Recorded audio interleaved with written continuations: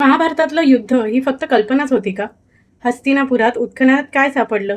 द्रौपदीचं स्वयंपाकघर, चौरसाचे हस्तिदंती फासे आणि कुरुक्षेत्राच्या मातीत सापडले लोखंडी बाण, जे हजारो वर्ष जुने निघाले. हे कुठे ऐकलंय का? नमस्कार. साहित्य मराठीमध्ये तुमचं स्वागत आहे. महाभारत 18 दिवसांचं युद्ध, कौरव पांडव, भगवद्गीता या सगळ्या गोष्टी आपल्याला लहानपणापासूनच माहीत आहेत. पण हे सगळं खरंच घडलं होतं का? जमिनीखाली काय सापडलं ते पाहूया. पहिलं होतं हस्तिनापूर. भारतात हस्तिनापूर ही कुरु राजघराण्याची राजधानी सांगितली आहे. आजचं उत्तर प्रदेशातलं मेरठ जवळचं एक छोटं गाव. पुरातत्व तज्ज्ञ डॉक्टर बी लाल यांनी 1950 आणि 52 मध्ये इथे उत्खनन केलं आणि काय सापडलं? विदुराचा महाल, द्रौपदीचं स्वयंपाकघर, द्रौपदी घाट या नावाने ओळखल्या जाणाऱ्या जागा, तांब्यांची भांडी, सोन्या चांदीचे दागिने आणि सर्वात महत्त्वाचं म्हणजे हस्तिदंतापासून बनवलेले लांबट फासे, जे चौसर खेळायचे होते. अर्थात याच चौसरच्या डावात युधिष्ठिरने सगळं गमावलं होतं.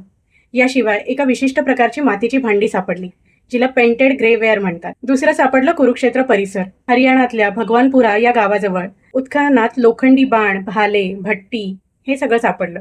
म्हणजे तिथेच शस्त्रे घडवली जात होती. हे आर्टिफॅक्ट्स इसवी सन पूर्व 1300 ते इसवी सन पूर्व 800 या काळातले निघाले.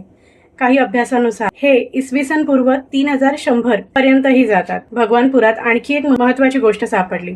सिंधू संस्कृती आणि त्यानंतरच्या वैदिक संस्कृतीचे थर एकाच ठिकाणी एकमेकांना जोडलेले, म्हणजेच दोन संस्कृतींमधली साखळी इथे सापडली.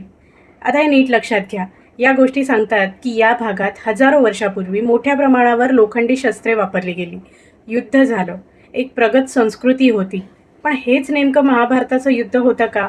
हे पूर्णपणे सिद्ध व्हायचे.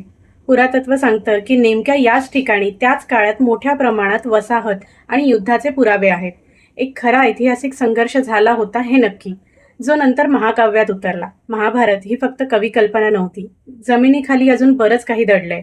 आणि डॉक्टर बी लाल यांच्या शब्दात सांगायचं तर एक खरा ऐतिहासिक संघर्ष नक्की झालेला, जो नंतर महाकाव्यात उतरला.